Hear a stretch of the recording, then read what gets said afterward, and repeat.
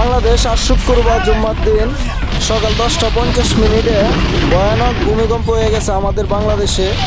কিশোরগঞ্জ জেলার তো সবচেয়ে বেশি ভূমিকম্প হয়ে গেছে। যে যেখান থেকে ভিডিওটা দেখতেছেন শেয়ার করে দিবেন।